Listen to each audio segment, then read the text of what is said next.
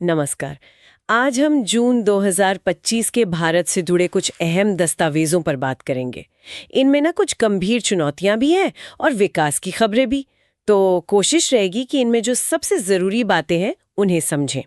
इन पर एक नजर डालें तो कुछ मुद्दे साफ दिखते हैं, जैसे हवाई सुरक्षा को लेकर चिंताएं, फिर जलवायु परिवर्तन का बढ़ता असर, नागरिकों को विदेशों से निकालने की कोशिशें और हाँ, कुछ बड़ी बुनियादी ढांचा परियोजनाएं भी।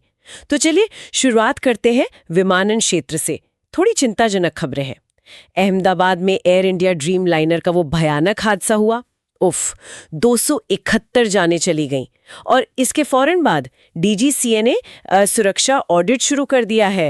ये बहुत जरूरी था। और फिर एक और घटना, बर्मिंघम से दिल्ली आ रही एयर इंडिया फ्लाइट, उसमें बॉम्ब की धमकी मिली, उसे रियाद डाइवर्ट करना पड़ा। हाँ, शुक्र है कि वहां कुछ मिला नहीं। हाँ, शुक्र है। लेकिन ये दोनों घटनाएं, खासकर इतनी जल्दी होना, ये सिर्फ प्रक्रिया पर नहीं बल्कि पूरे सिस्टम पर सवाल उठाती है ना। बिल्कुल। क्या हमारे जो मौजूदा सुरक्षा प्रोटोकॉल हैं जी, वो काफी हैं?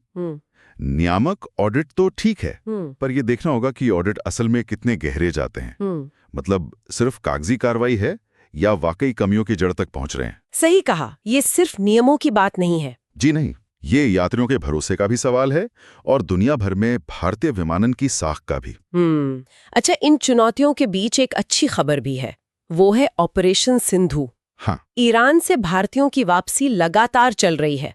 हाँ, वो चल रहा है। ताजा खबर ये है कि 23 जून को 290 और भारतीय और साथ में एक श्रीलंकाई नागरिक भी वापस लाए गए। अच्छा। तो अब तक करीब 2000 लोग वापस आ चुके हैं। बिल्कुल। और ये ऑपरेशन सिर्फ सफल कूटनीति का उदाहरण नहीं है।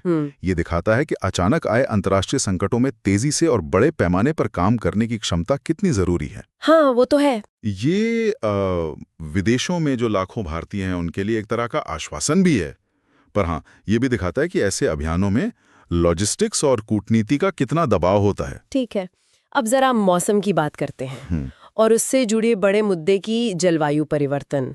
एक तरफ तो दिल्ली एनसीआर में भारी बारिश का अलर्ट है, मॉनसून शायद 24 जून तक आ जाएगा। कुछ राहत मिलेगी गर्मी से। हाँ, उम्मीद तो यही है। लेकिन दूसरी तरफ WMO मतलब वर्ल्ड मेटेरोलॉजिकल ऑर्गेनाइजेशन की रिपोर्ट है, वो काफी डराने वाली है। जी, रिपोर्ट कहती है कि एशिया जो है वो दुनिया के औसत से लगभग 2 गुनी रफ्तार से गर्म हो रहा है। 2 गुनी? हाँ, 2 गुनी रफ्तार। ये आंकड़ा बहुत महत्वपूर्ण है। और इसका सीधा असर भारत में दिख रहा है। 2024 1901 के बाद सबसे गर्म साल रहा। जी, हीट स्ट्रोक के 44,000 से ज्यादा मामले और 450 मौतें। ये आंकड़े तो बहुत चिंताजनक है। ये सिर्फ तापमान के नंबर नहीं है, ये असल में हमारी खाद्य सुरक्षा, पानी के संसाधन, यहाँ तक कि हमारे पावर ग्रिड पर कितना भारी दबाव पड़ रहा है उसका संकेत है। दुनिया भर में तापमान बढ़ने और भारत में जो हीट वेव बढ़ रही हैं या मानसून का अनियमित होना, इनके बीच का सीधा कनेक्शन अब मतलब साफ है। तो सवाल ये उठता है, हाँ, सवाल यही है कि हमारी जो प्रतिक्रिया है वो सिर्फ तात्कालिक राहत देने तक ही सीमित है या हम लंबी अवधि के लिए अनुकूलन और बचाव की रणनीतियों पर भी उतना ही ध्यान दे रहे हैं। ये वाकई सोचने वाली बात है। अच्छा, इन बड़ी खबरों के अलावा कुछ और घटनाक्रम भी हुए। बेंगलुरु में IPL समारोह के दौरान भगदड़ मच गई, 11 लोगों की दुखद मौत हो गई उसमें। हाँ, वो बहुत दुखद था। ये सार्वजनिक जगहों पर सुरक्षा व्यवस्था पर गंभीर सवाल उठाता है। बिल्कुल, भीड़ प्रबंधन एक बड़ी चुनौती है। दूसरी तरफ प्रधानमंत्री ने गोरखपुर पाटलिपुत्र वंदे भारत एक्सप्रेस को हरी झंडी दिखाई। जी, विकास कार्य भी चल रहे हैं। और मुंबई अहमदाबाद बुलेट ट्रेन परियोजना में भी काम तेजी से आगे बढ़ने की खबर है। हाँ, तो इन सभी अलग अलग घटनाओं को अगर एक साथ रखें तो एक बहुत ही मिली-जुली जटिल तस्वीर दिखती है। भारत एक ही समय पर कई मोर्चों पर कह सकते हैं जूझ भी रहा है और आगे भी बढ़ रहा है। एक तरफ विमानन हादसे, जलवायु से जुड़ी आपदाएं, सार्वजनिक सुरक्षा की दुखद घटनाएं, ये तात्कालिक संकट हैं, इनसे तुरंत निपटना है। सही। और दूसरी तरफ वंदे भारत और बुलेट ट्रेन जैसी बड़ी भविष्य की योजनाएं हैं।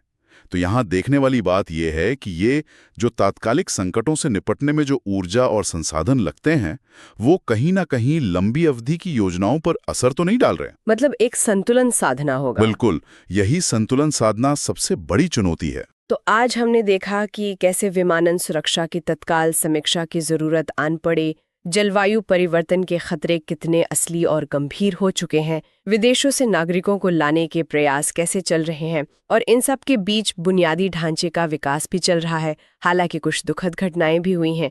तो इन सब का निचोड़ क्या है? देखिए, निचोड़ यही है कि ये सारी घटनाएं एक ऐसे देश की कहानी बता रही हैं जो बहुत तेजी से बदल रहा है, जहां पुरानी और नई चुनौतियां एक साथ सामने आ रही हैं, और जहां भविष्य के जो बड़े सपने हैं उन्हें आज की कठोर सच्चाइयों के साथ बैलेंस करना पड़ रहा है। संकट प्रबंधन और विकास की रफ्तार दोनों को एक साथ साधना ही आगे का रास्ता तय करेगा। और श्रोताओं के लिए एक सवाल छोड़ जाते हैं। जरा सोचिए, विमानन सुरक्षा ऑडिट या हीट वेव से निपटने जैसे जो तात्कालिक संकट हैं, इनसे जो सबक मिल रहे हैं, क्या वो सबक हमारी लंबी अवधि की परियोजनाओं जैसे बुलेट ट्रेन या स्मार्ट सिटीज की प्लानिंग और उनके अमल में कोई भूमिका निभा सकते हैं? अच्छा सवाल है। खासकर तब जब जलवायु परिवर्तन जैसे मुद्दे भविष्य को और भी अनिश्चित बना रहे हैं। इस पर विचार जरूर कीजिए।